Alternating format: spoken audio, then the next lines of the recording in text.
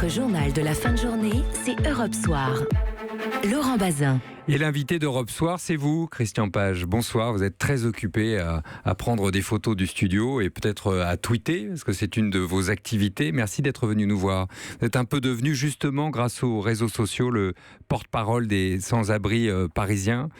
Je voudrais vous demander tout simplement comment on voit arriver la nuit la plus froide de l'année quand on vit dans la rue. Le problème, c'est qu'on ne la voit pas arriver. Enfin, on la voit arriver parce qu'on s'inquiète de la météo, mais on ne la voit pas arriver non plus. On ne peut pas savoir qu'on va se prendre 2 heures de neige sur la gueule. Ça, on ne peut pas le savoir. Après, on s'y attend, donc on se prépare. Comment ? C'est très simple. Je t'avoue que si tu pars en vacances à la montagne, tu vas pas mettre des tongs. Si tu pars en vacances au bord de la mer, tu vas pas prendre des chaussures de ski. Donc faut s'équiper. Alors moi j'ai un équipement, j'ai des couvertures, j'ai des duvets qui me permettent de tenir une certaine température. Donc je me démerde plutôt pas mal. Vous parlez de ça comme si vous étiez un alpiniste partant à l'assaut de l'Himalaya, sauf que votre Himalaya, il est quotidien. C'est un trottoir. Je pars à l'assaut de rien. Je tente de survivre. Parce qu'il y a des gens qui meurent dans la rue. Alors, je suis en bonne santé, tout va bien pour moi, il n'y a pas de souci pour l'instant. Mais il y a des gens qui sont faibles et il y a des gens qui meurent dans la rue. Donc oui, effectivement, il faut faire gaffe à son matos. Il y a 5 ans, vous étiez sommelier. Et puis, il vous est arrivé ce qu'on appelle des accidents de vie. Alors, le mot est peut-être un peu absurde, mais on les connaît. Le chômage, un divorce, et puis tout s'est enchaîné. Vous avez été expulsé de votre appartement. Donc, ça fait 3 ans maintenant que vous vivez dehors. On s'habitue ? Non, on s'habitue pas. Faut pas déconner non plus.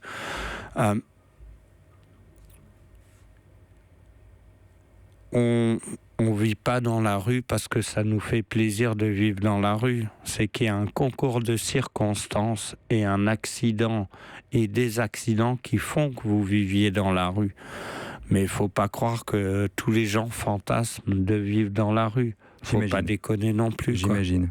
Quand vous avez entendu un député En Marche expliquer qu'il y avait une cinquantaine d'hommes qui vivaient dans la rue à Paris et que les autres en fait avaient choisi la rue, ça vous a choqué ? Vous l'avez entendu d'ailleurs ça ? C'est arrivé jusqu'à vous ? Peut-être via les réseaux sociaux, oui ? J'ai le droit de dire que c'est un connard ?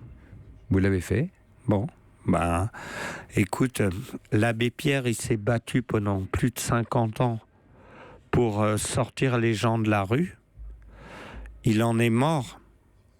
Et là, il y a un gars qui arrive et qui nous dit qu'il n'y a que 50 personnes en Île-de-France.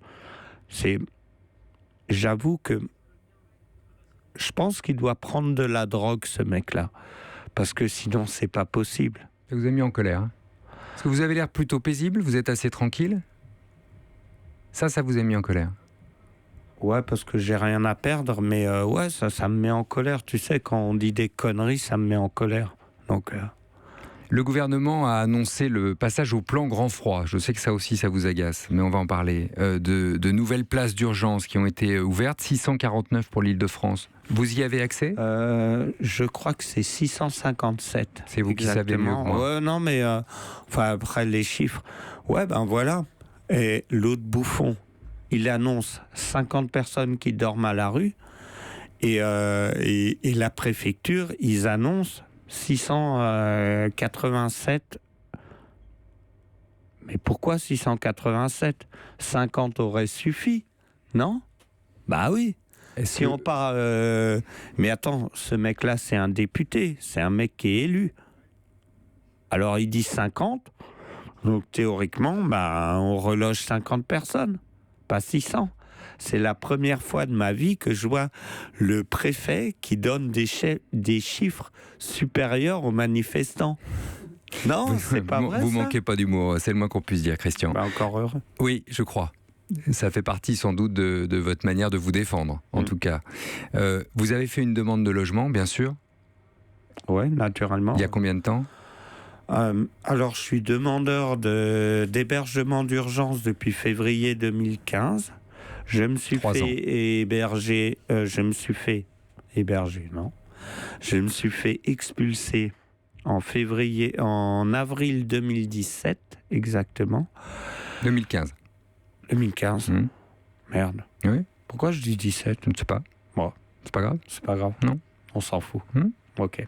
Donc ça fait 3 ans que vous avez déposé une demande de logement. Et ça fait 3 ans d'urgence. On parle d'un logement d'urgence. Et ça fait 3 ans qu'on vous dit... Qu'on me dit rien. Qu'on vous dit rien. Ce soir, vous allez où, vous, concrètement, et vos amis ? Où est-ce que vous dormez ? On verra bien. Enfin, genre, on verra bien. Je sais pas. J'ai toujours un plan B dans la poche, mais là, à te dire honnêtement, je sais pas. On a des amis dans la rue. Ça compte ? On n'a pas d'amis dans la rue. On a des frères. Et les frères, ouais, ça compte, ouais. Dans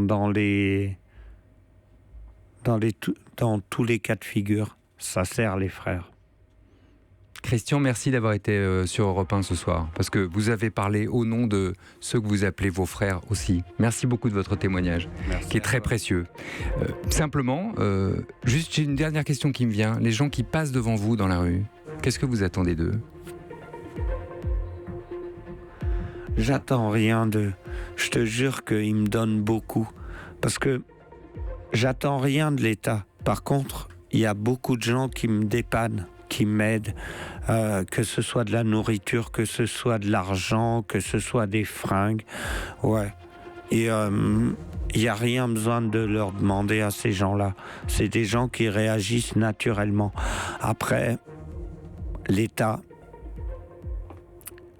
J'ai le droit de dire encore un truc un petit peu dégueulasse ? Allez-y. Qu'ils aillent se faire foutre.